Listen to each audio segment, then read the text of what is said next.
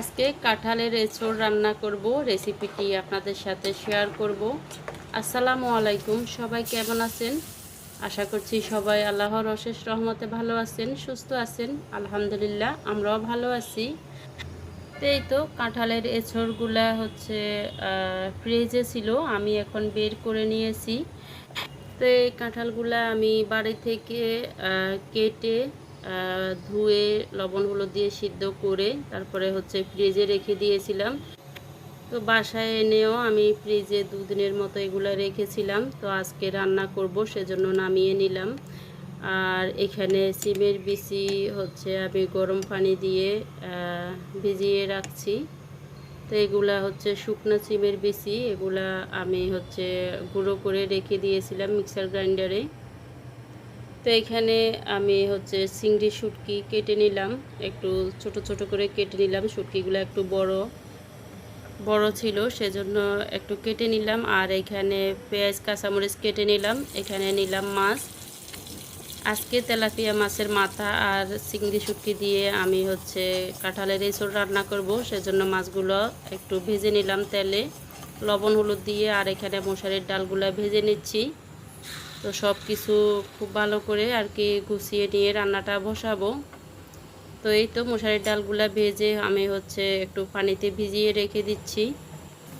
আর এখন শুটকিগুলা টেলে নিলাম, টেলে একটু পানিতে ভিজিয়ে রেখে দিচ্ছি।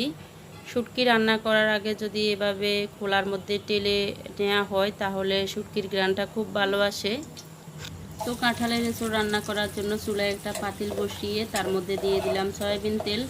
তারপরে দিয়ে দিলাম এক টুকরো দারুচিনি, একটা তেজপাতা দিলে আরও ভালো হতো। আমার কাছে তেজপাতা ছিল না, সেজন্য দিতে পারি নাই। আপনাদের কাছে থাকলে একটা তেজপাতা এভাবে চিড়ে দিয়ে দিবেন গরম তেলে। তারপরে হচ্ছে কাঁচামরিচ আর পেঁয়াজ দিয়ে দিলাম, দিয়ে একটু ভাজা ভাজা করে নিলাম। তো এখন শুটকিগুলা ধুয়ে আমি দিয়ে দিচ্ছি।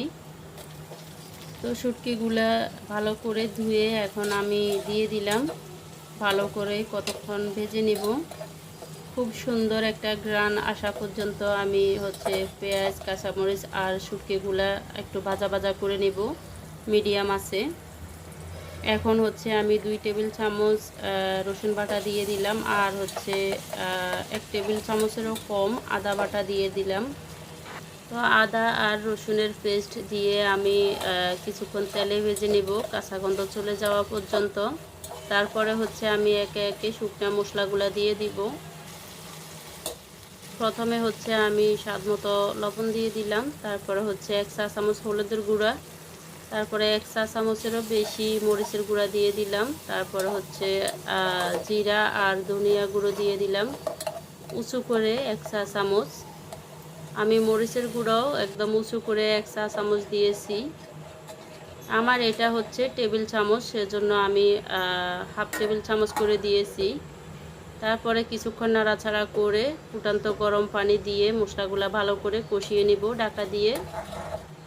তো আমি ঢাকা দিয়ে কিছুক্ষণ মশলাগুলো কষিয়ে নিলাম। এই যে তেল উপরে বেশি উঠেছে। আমি যে শুকনো সিমের বিচিগুলো ভিজিয়ে রেখেছিলাম গরম পানি দিয়ে, এখন সেগুলা দিয়ে দিলাম। সিমের বিচি দেওয়ার পরে হচ্ছে আমি এখন মশারির ডালটা দিয়ে দিলাম। ডালটা ভালোভাবে ধুয়ে পরিষ্কার করে এখন দিয়ে দিলাম। তো এইভাবে ডালগুলা যদি ভেজে কাঁঠালের এঁচোড় রান্না করা হয় তাহলে ঘ্রাণটা খুব ভালো আসে, সেজন্য আমি হচ্ছে ভেজে দিলাম। তো ডালগুলা দিয়ে আমি আরও কিছুক্ষণ মশলাটা কষিয়ে নিলাম। আর এখন কাঁঠালের এঁচোড়টা দিয়ে দিলাম।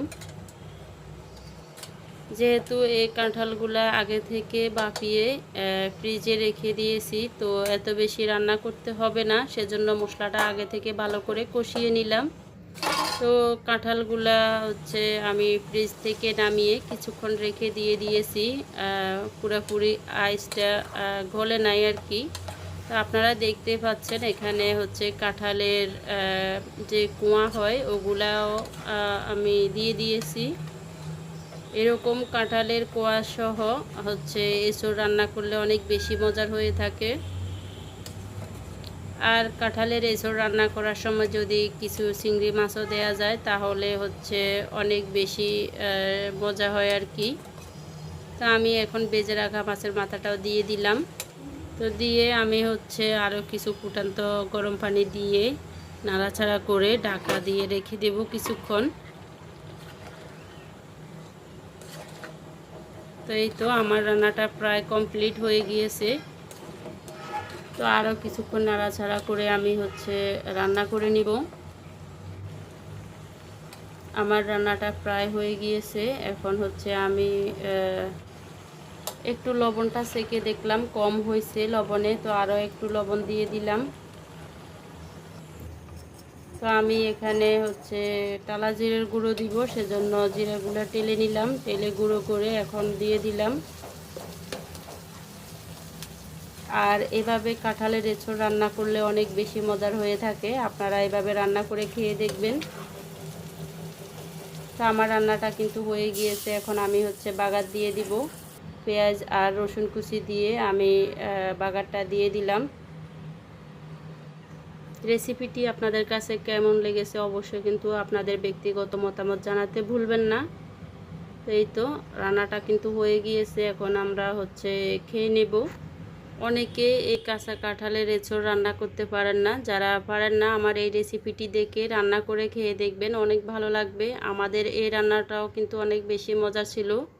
আমরা প্রতি বছরই কাঁচা কাঁঠালের এঁচোড় রান্না করে খেয়ে থাকি, খুব ভালো লাগে। আল্লাহ হাফেজ।